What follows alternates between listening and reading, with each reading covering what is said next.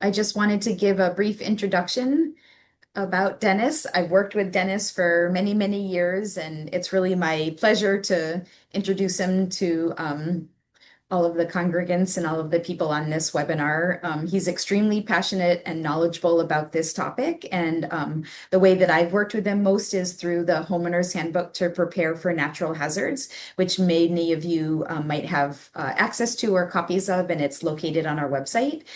It started off back in 2007 as just a Hawaii version, and all of our Sea Grant network, 13 different states and 14 if you count the territories actually have their own version of the handbook that helps their own communities prepare.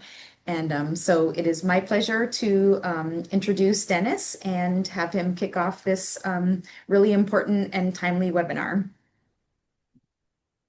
Okay, thank you, Cindy. Could you hear me? Okay.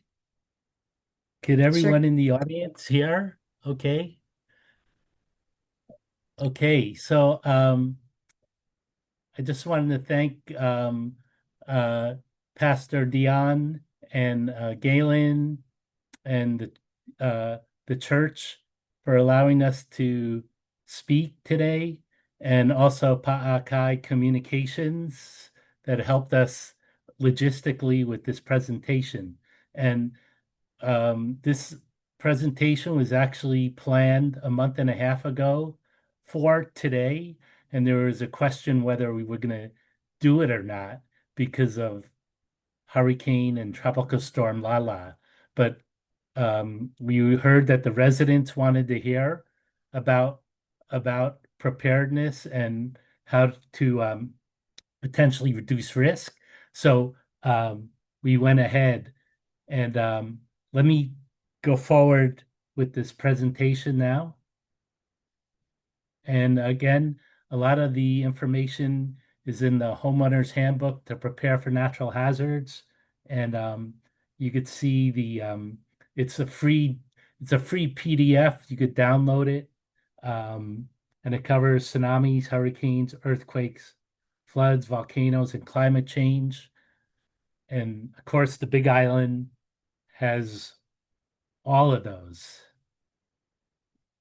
Okay, now let's get to hurricane or tropical storm Lala. This is the cone of um, uncertainty for Lala. It was August 15th at 2 p.m. and you could see that the X is the current location at the time, and actually the uh, eye of the hurricane actually never hit um, the uh, Hawaii island. It went south around 10 to 15 miles. But what's unusual about this, it has a huge um, field for the tropical storm force winds. Not very large for a hurricane because it wasn't actually a very strong hurricane, but the whole portion of Hawaii Island was in that field of tropical storm force winds. Okay, so moving on.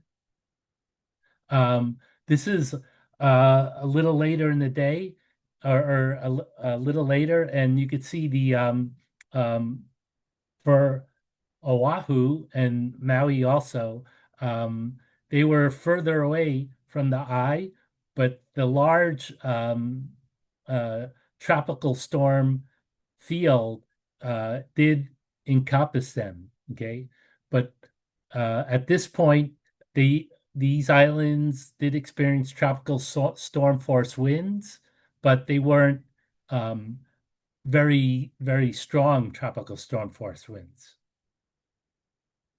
And we all experienced the Kona lows. Uh, in These were in March of this year, and the Kona lows and the tropical storms are somewhat similar. Okay, they're both low pressure systems, and when there's a low pressure system, the air rotates counterclockwise around the system.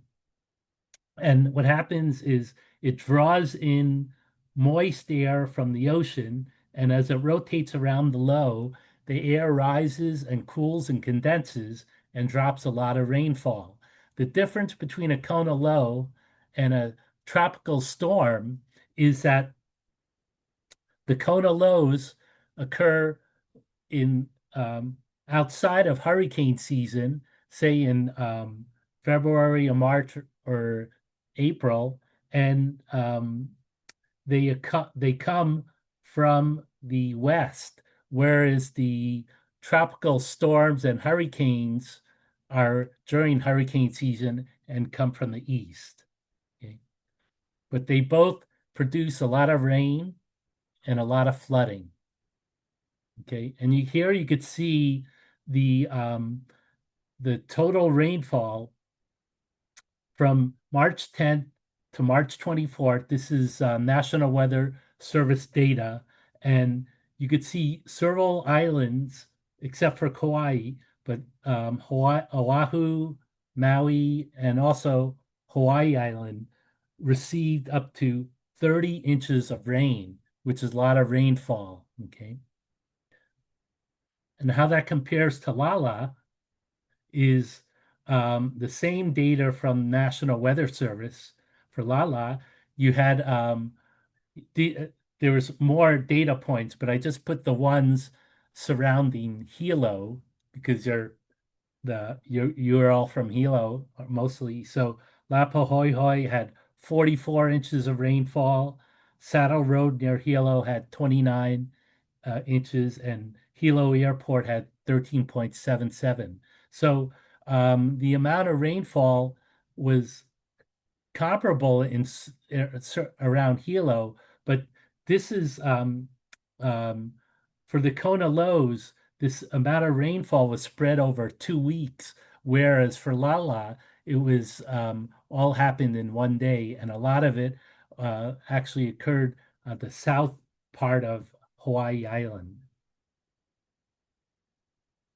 So, whenever there are the Kona lows or also tropical storms, there's going to be flood damage. And here's some examples of flood damage from the Kona lows. This is actually on Oahu. You can see Oahu here on the North Shore. They received the same amount of rainfall as Hawaii Island did.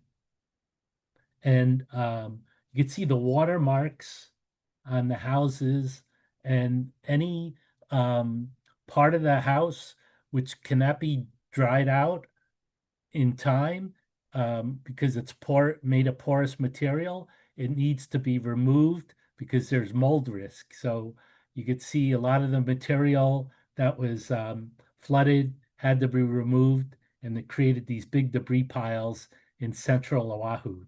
And again, here's another house with the watermarks.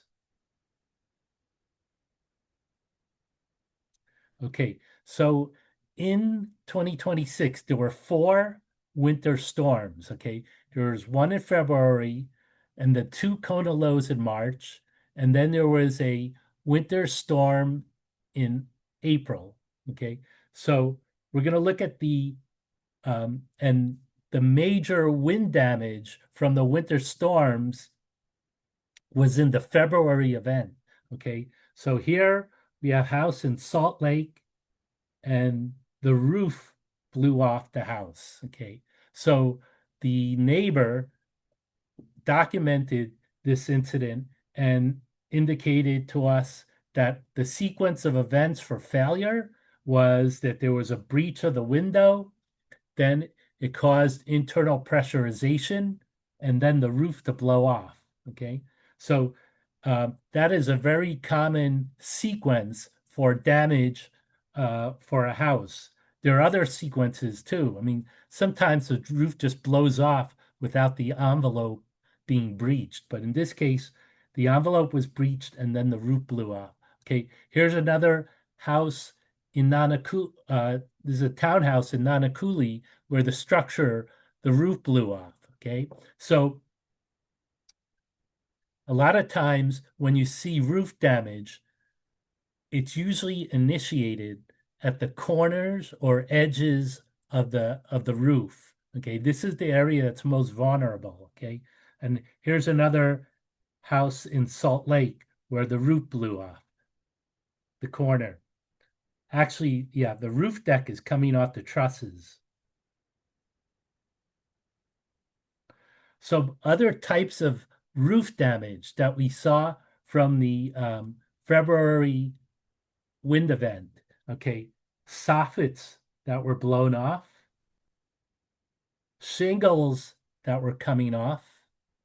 Okay, and any all of these, if there's another wind event, it could cause even greater damage. There's many leaking roofs, and there were shingles on the ground. So what's happening with these shingles on the ground, when the shingles become very old, the ultraviolet rays from the sun, they dry out the oils in the asphalt, they become brittle, and then they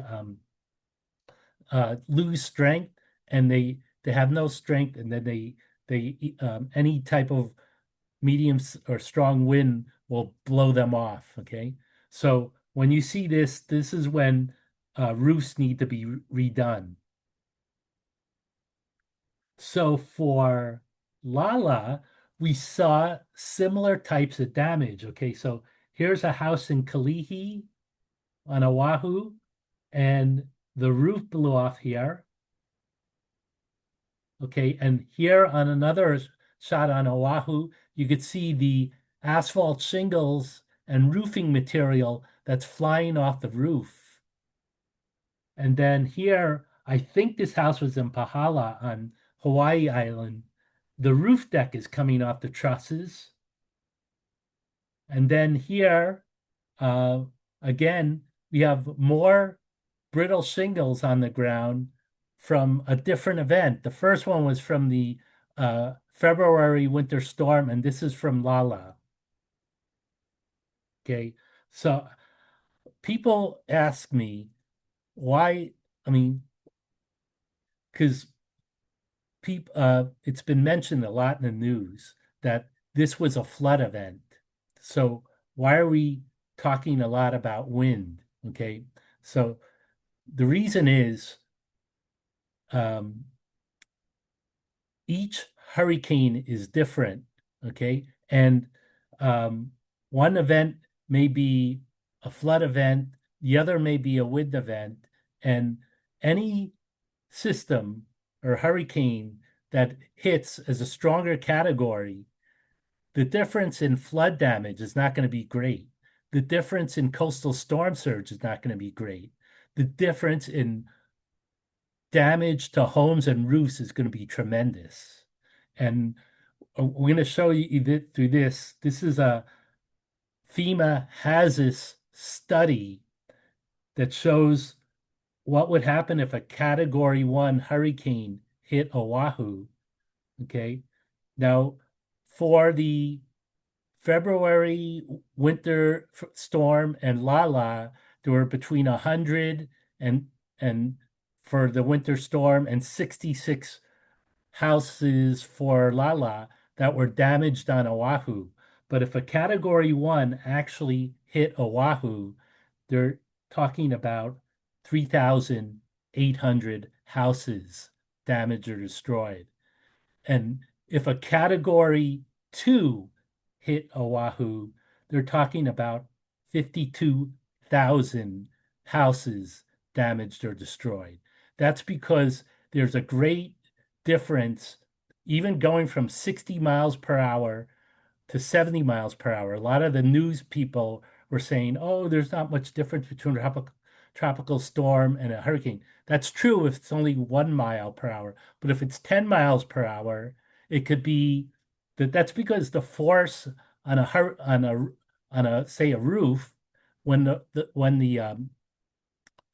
force when the wind speed doubles, the force quadruples. Okay, so a 10% increase in wind speed could lead to like a 40% increase on the force on a building. That's why you see these huge increase in the amount of damage when you increase the wind speed. So really the wind speeds for Lala were not that, I mean, it was almost equivalent to that February winter storm, but but it could have been a lot greater. Yeah. Okay. So the worst case scenario, okay, this is almost reinforcing. They're talking about a category 2 with 52,000 houses damaged or destroyed. For this was almost uh, estimated beforehand because here's a Niki in 92 hitting Kauai. Kauai has 6 or 7,000 houses that were damaged or destroyed by a Niki, and Oahu has 8 times more structures. So they estimate that if Aniki had turned north 6 hours earlier, instead of 6 or 7,000 houses damaged or destroyed on Kauai, there would have been 50,000 houses damaged or destroyed on Oahu. And that pretty much matches what this FEMA HAZA study showed. For Hawaii Island has around 3 times more structures than Kauai. So you could do the math on that if a category 2 struck Hawaii. Yeah. So this is why another reason why we felt it was very important to continue with this webinar is because um, we're still in the early to middle part of hurricane season.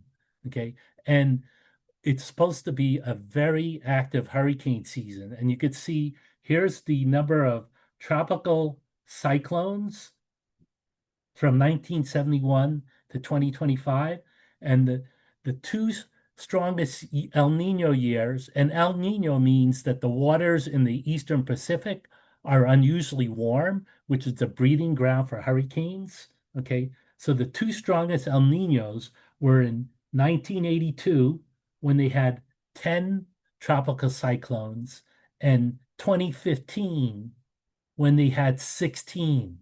Okay, and now we're in a period right now where they think that the El Nino this year could exceed the strength of the 2015 El Nino.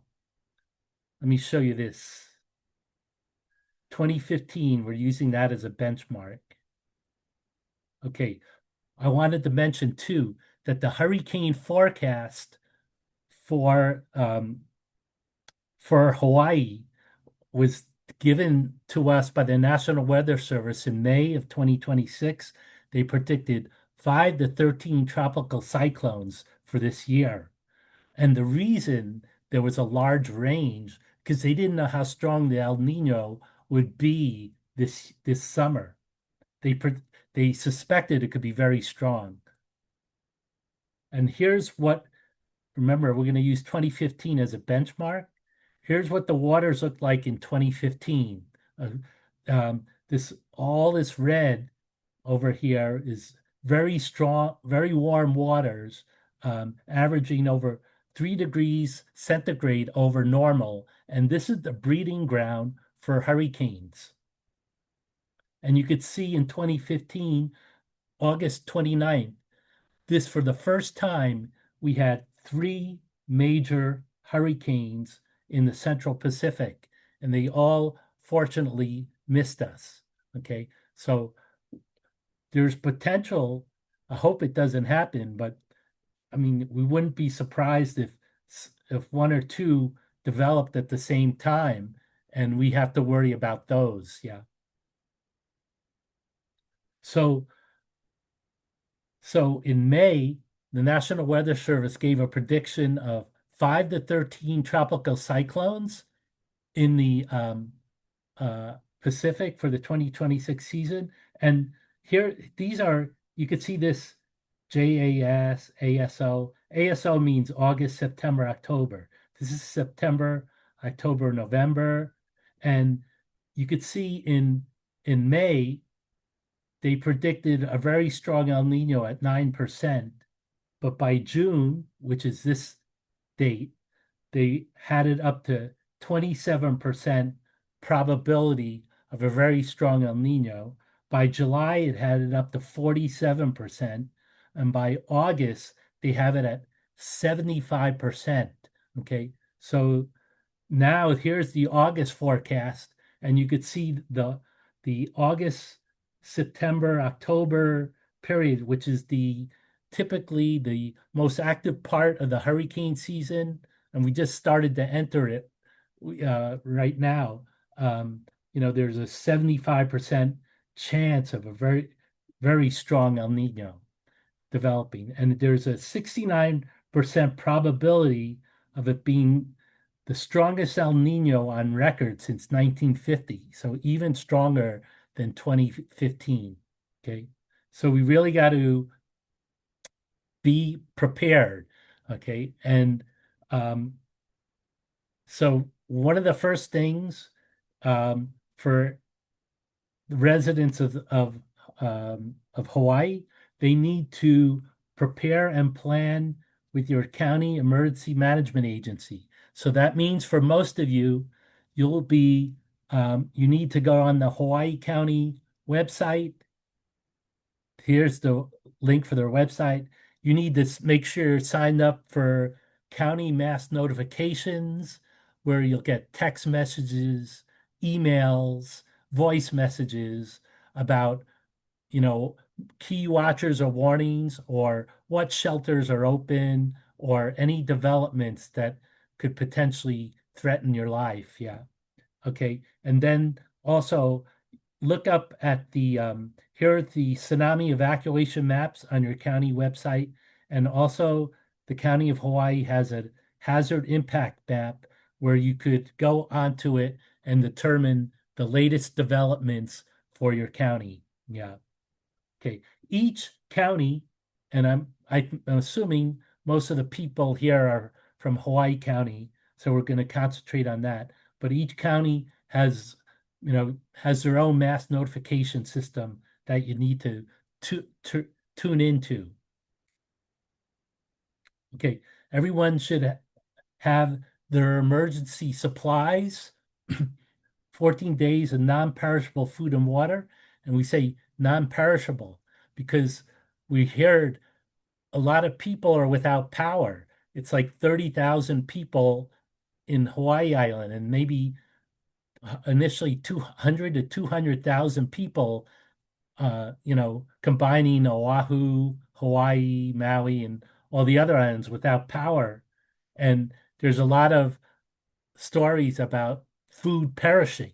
Okay. But that's why they say non-perishable food and water. Okay.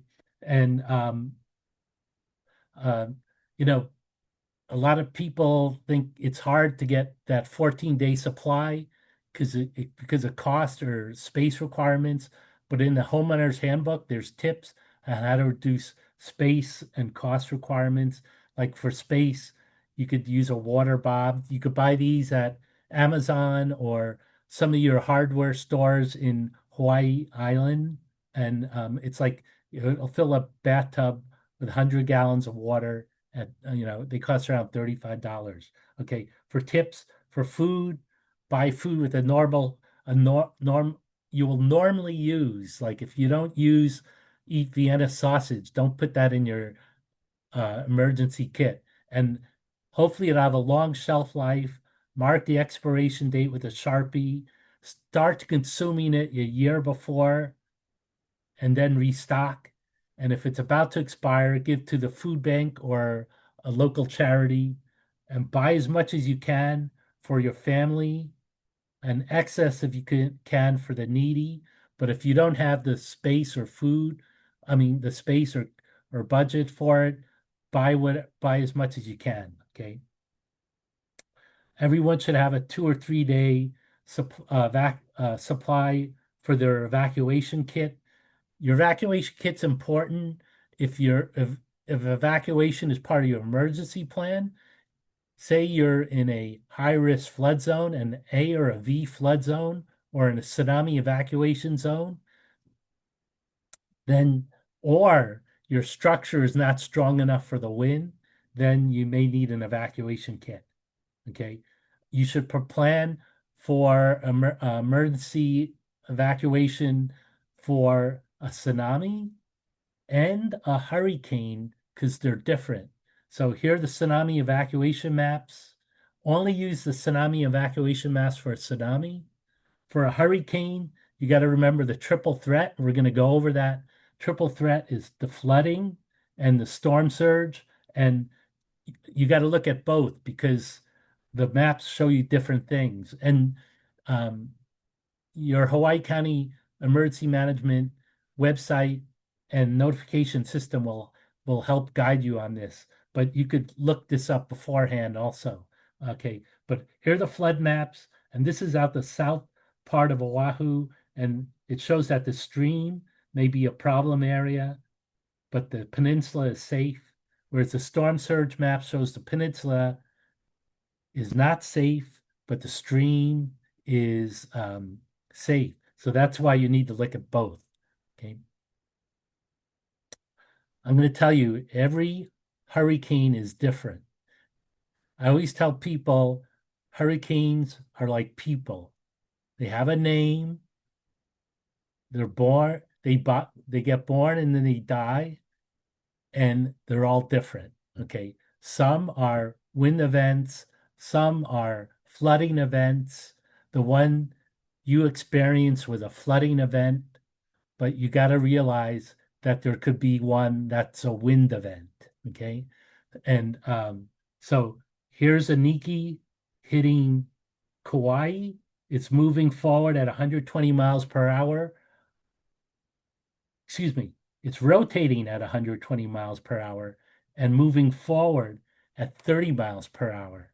So in the right front quadrant, the forward motion and the rotational motion add together, and you get 150 miles per hour.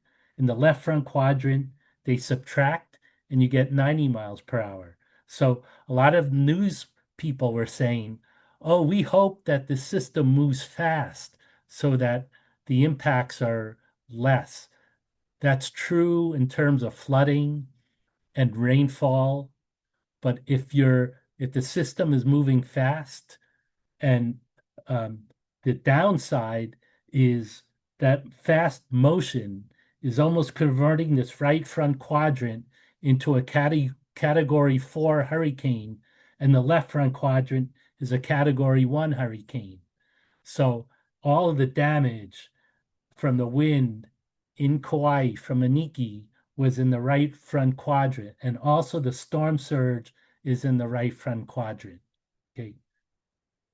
So that's important to know. Okay, again, we went over this. Look at your flood maps and your storm surge maps in terms of creating your emergency evacuation plan. And then you have to, here's why you need to listen to your county emergency management through their mass notification system. Okay, here's Lane approaching Oahu from the south, and here's Douglas approaching Oahu from the east. Okay, if it's coming from the south and the winds are eroding counterclockwise, the storm surge is going to be coming from the south. Okay, but if there's a system like this coming from the east and rotating counterclockwise, like Lala is doing, the storm surge is going to be coming from the east. Okay, so you need to know whether you may be in a storm surge zone, but you may not be threatened by storm surge just from where the hurricane's coming from, and your county will be able to inform you that. Okay. The other thing you need to know is that in order for you to shelter in place, a lot of news and a lot of the emergency managers were saying, yeah, stay at home. Everyone stay at home. Okay. That's true for this event, but there could be an event where it's not true. And that event is where your house is not strong enough for the wind. Okay. Now remember that story, The Three Little Pigs with straw houses made of straw, wood, and stone. So here's a single wall house, a double wall house, and a stone house, okay?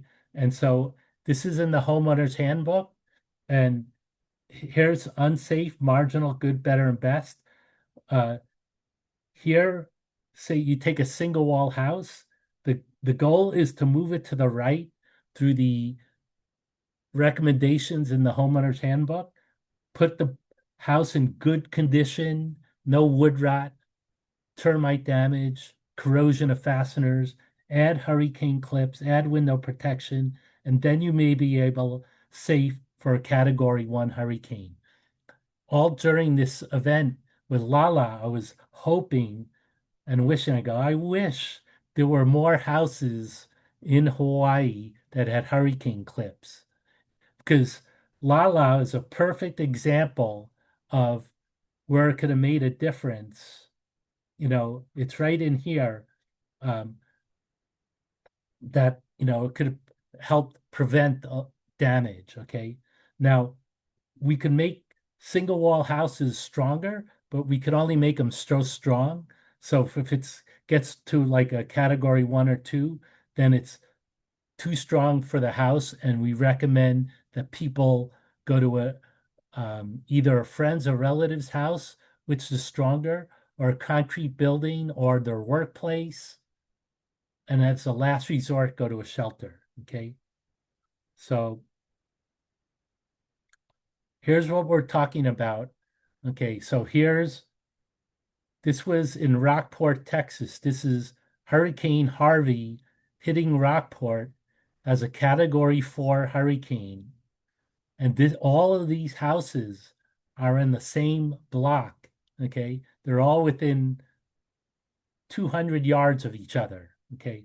There are houses that got destroyed, houses which major damage, like the roof deck is coming off the trusses.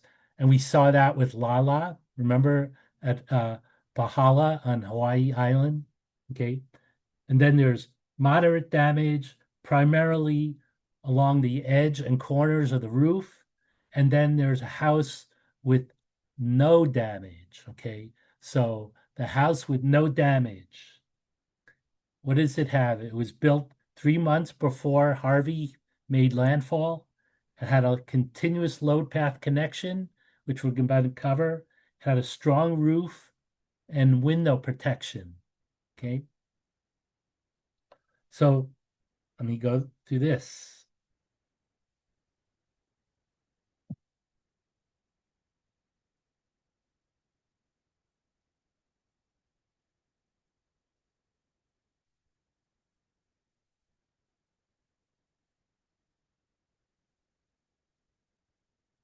Okay, so that was on Oahu in 2021, not even a hurricane, not even a tropical storm, but we've seen this common throughout, roofs blowing off. Okay, it happened during that event in 2021 and happened during the February winter storms in 2026 and happened with Lala. Okay, and we also saw this type of damage. We also covered that. And so the key to prevent that roof from flying off is to do the roof to wall tie, which is part of the continuous load path connection. The continuous load path connection ties the roof all the way to the foundation of the house. So here is the weakest part of the house. That's the roof to wall. And that's why there's a hurricane clip, ties that double top plate to the roof. And then there's a strap that ties the stud to the double top plate, more straps that tie the second floor to the first floor, more straps that tie the stud to the sill plate, and anchor bolts that tie the um, mud sill plate to the foundation. Okay, so that's a continuous load path connection. And the weakest part typically is this part. That's why we recommend, and it's the easiest retrofit to do. So that's why we recommend this to prevent the roof from flying off. And here's you in today's building codes, this is done internally when they build a house. But if it's not for older houses, and I think the threshold for Hawaiʻi Island is houses built before 1994, it's not going to have this. And if it's not there, you could add it as a retrofit externally. Okay, here's an example of a clip tied from the truss to this beam, the beam to this column, the column to the foundation. That's trying to complete the load path externally as a retrofit. Okay. Okay. Again, you're trying to prevent this. We saw this all through Aniki. We just saw the video of this, and this is what that retrofit looks like. It's a very simple retrofit, could be done in 2 Saturdays, $300 of material costs. We do recommend you seek the advice of a licensed architect or structural engineer first, or you could hire a contractor for around $2,500. Okay, this is what the clip looks like. This clip is made specifically for single wall houses in Hawaii. It ties the roof rafter to this to the wall. A lot of single wall houses have these freeze board that sticks out, and this clip is designed to wrap around the freeze board and tie this roof rafter to the wall. Okay, it's a simple retrofit. There's a step-by-step process of how to do it in the handbook, and I'm going to mention because of Lala and because of actually the February and winter storms and the Kona lows, a lot of the roofing contractors are very busy and contractors are very busy. But if you're able to do any of this work, if you're handy and you seek the advice of a licensed architect or engineer first, there's step-by-step guide to do this. And it's not that hard. And I'm saying this primarily for a one-story house because I don't want homeowners to climb on ladders and try and do it on 2 stories. Yeah. Okay. We think roughly around 8,000 houses have been retrofitted since the homeowner's handbook came out. Okay. And you could see the different types of retrofits. This is a H3 clip. This is a very strong HM9 clip. And this is the Hawaii plantation tie. And you can see how they paint it to match the color of the house. Okay.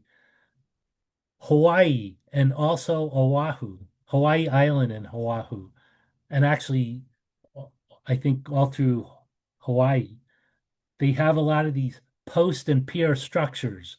A lot of these things were damaged during the 2006 Kiholo Bay earthquake, and I think a lot of them were damaged during the recent magnitude 6 earthquake this year. Okay, these are post and pier structures. Okay, it's like a concrete block and then a smaller concrete block which sits on top. They call that the tofu block, and then there's these posts, and they're just sitting on there by friction without any other connection. And during a earthquake or a hurricane, they could get knocked off their block. So this is a retrofit that was recommended by 2 structural engineers in Hawaii, uh, doing a post and pier retrofit. And in the guidebook, there's a step-by-step guide on how to do that retrofit. I'm not going to go over each step for the sake of time. If anyone's interested, just contact us later. Okay. But it's a little more detailed than say doing the roof to wall tie retrofit, but it's not that hard. Okay. And here's what it eventually does. You're tying down you're building up the post with 2x4s, and then you're tying that post down to the larger concrete block. Okay. So that's a step-by-step guide in the handbook. Okay. Now, Hawaii County has much stronger earthquake activity. Okay.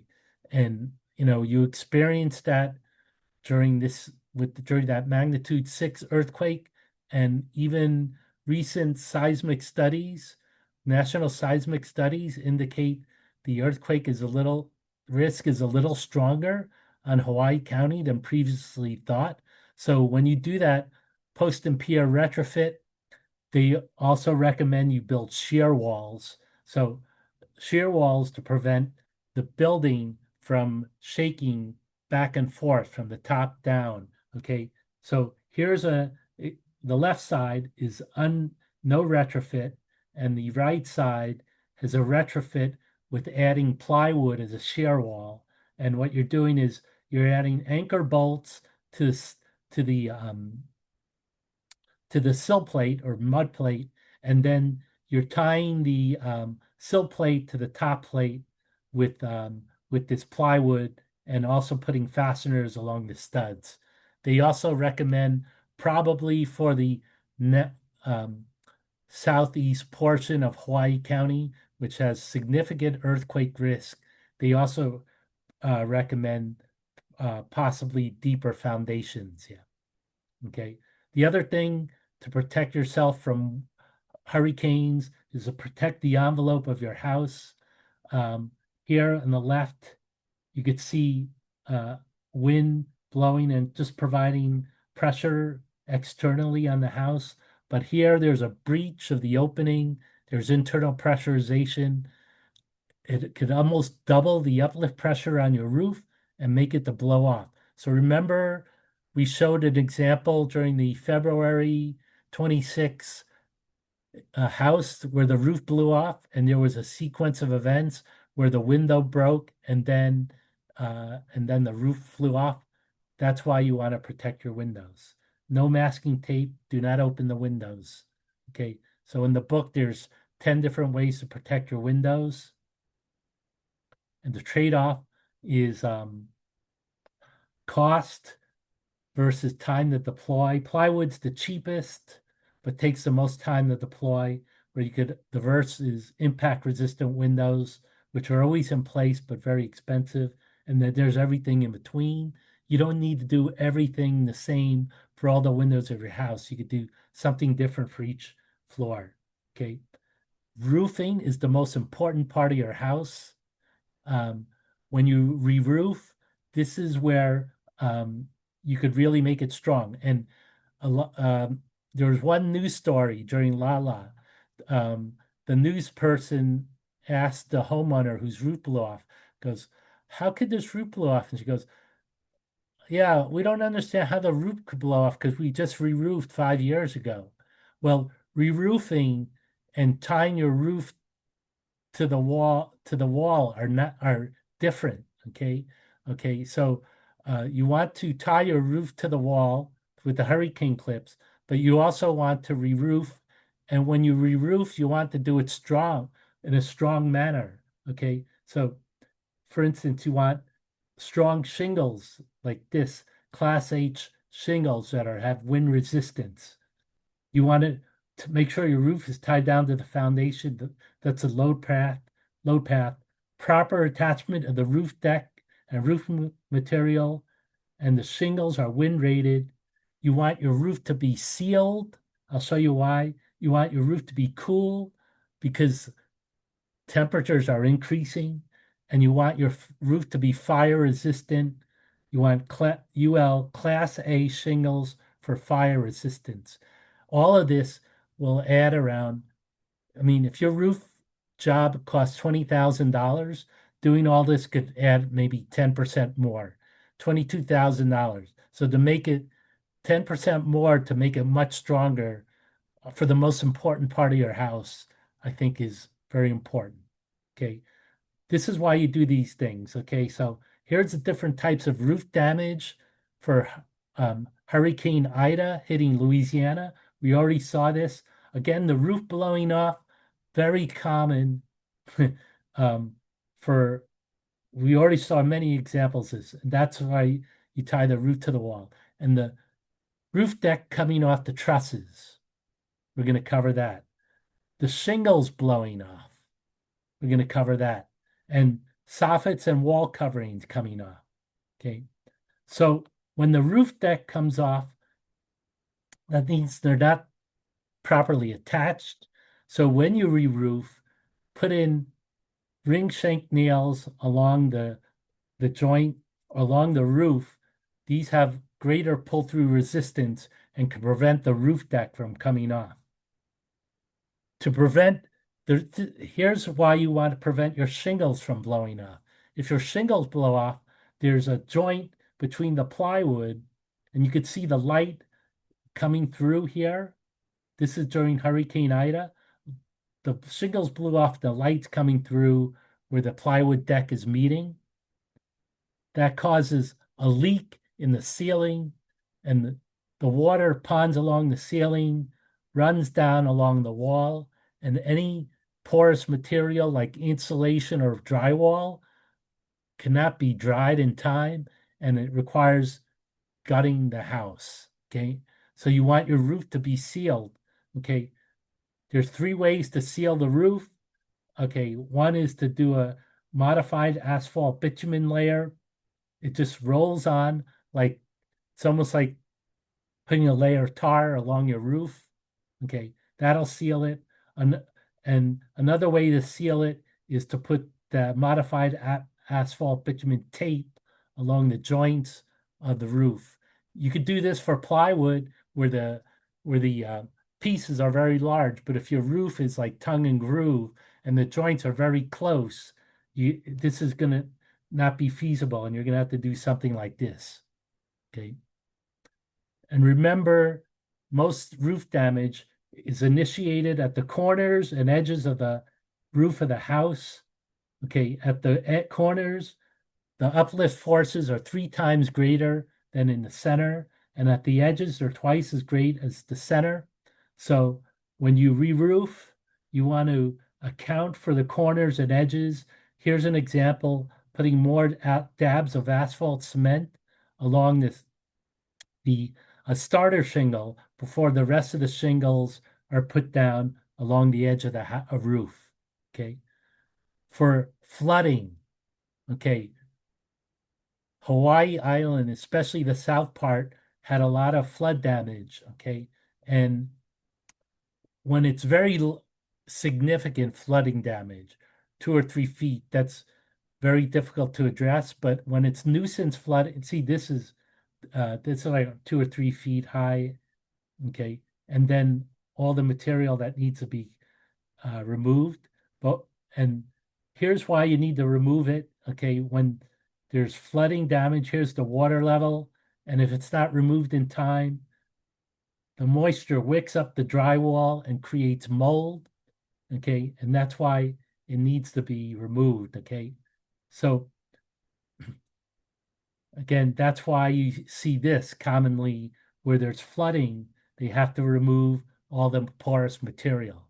So one way to deal with this is instead of rebuilding with porous material, you rebuild with flood-resistant material like plastic polymer panels or fiber cement, and you dry out the wet material, you cut it out, and then you replace it with this flood-resistant material. If it gets wet again, it's easy to remove, dry out, clean, and put back in the same place. Okay, a lot of people, they had water shortages. Okay, they're out of water, they're out of power. 36,000 residents on Hawaii Island without power. And everyone's looking for ice because their food is in the refrigerator spoiling. Okay. So one of the things we're noting as we rewrite the homeowner's handbook, it's actually in the 4th edition and we're rewriting the 5th edition. But one way to keep your refrigerator going is through these generators. And they're generally we recommend these in the early stages of the handbook because they're fuel efficient and quiet, but it still makes noise, still requires gas, and there's still an issue with carbon monoxide. And it's hard to imagine having to buy enough gas to keep this running because there's some places that may not get power for days or weeks, right? So one of the things that's developed,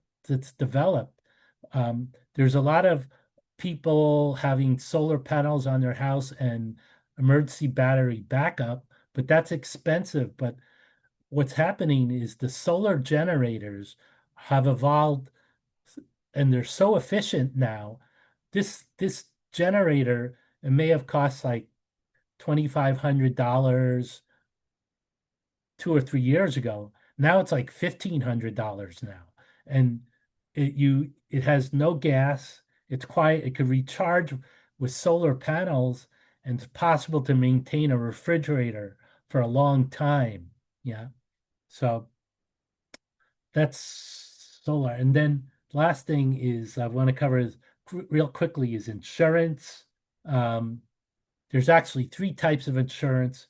We recommend every house in Hawaii have hurricane insurance because no matter how strong the house, there's always residual risk. My house is pretty strong, but I have hurricane insurance because there's trees right next to my house. And you've seen all the damage houses have had with trees falling on the house. Flood insurance. We recommend flood insurance if you're in A or V flood zone or if your property is flooded in the past. If it has a history of flooding, you should get flood insurance.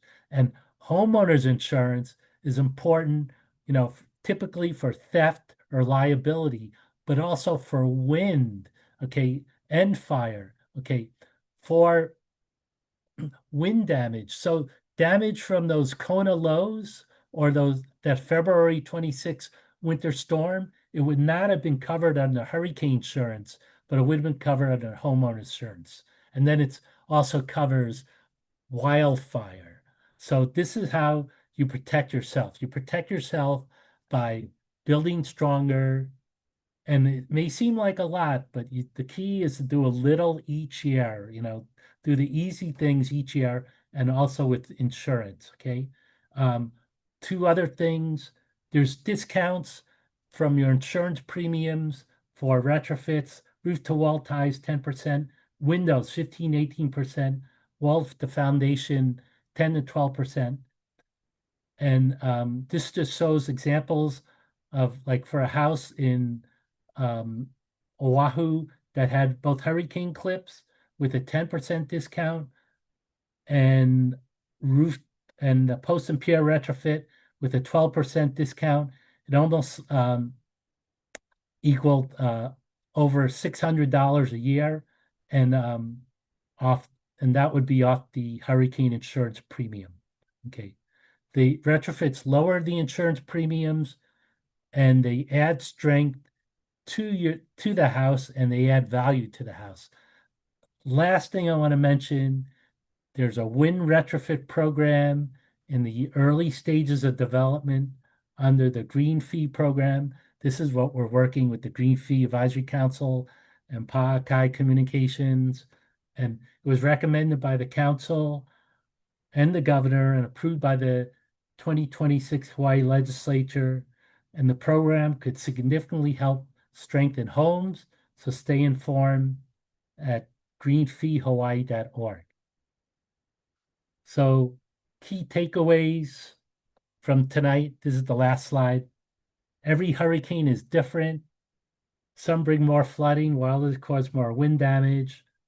A stronger storm making landfall may not necessarily produce greater flooding or storm surge, but could dramatically increase wind impacts. So don't assume that surviving Lala means you are fully prepared.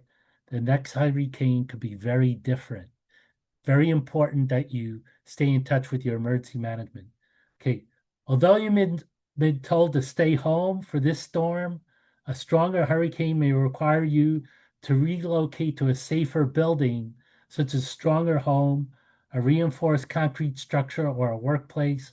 Plan now for where you would go during a stronger hurricane and use a public shelter as a last resort. But you could also, for double wall houses, you could also significantly retrofit it to make it fairly strong so that that may be part of your evacuation plan. Strengthen your home where possible. Maintenance is key. Hurricane ties can make a significant difference for older houses. A lot of the damage we saw in those pictures could have been avoided with hurricane ties. And even if the problem is the contractors are so busy now with all these events going on, so explore what improvements you can make now. And the best time to prepare is during calm weather. So actually start thinking about doing it now. Don't wait until there's a watch or warning. In fact, so this happens every year. There's a system coming in, and the news people contact us and go, "What could you do for your house?" And I say, "Well, it's already too late to put in hurricane clips because it takes a month or two to line up a contractor. But even if you do it yourself, it still take a week or two. So, I mean, it won't take a week or two. It'll take like 2 Saturdays, but it's something you got to be proactive. I'm encourage everyone to be proactive. The hurricane season is still expected to be very active, so prepare now with the long term in mind. Yeah. And then the last, get to know your neighbors and offer support when you can. Helping one another is one of the community's greatest strengths. So we see this on the south part of Hawaii Island, everyone helping each other. Very important. We saw that on the North Shore on Oahu during the Kona lows. So um, we're all in this together. So, help each other. So anyway, that's it for now.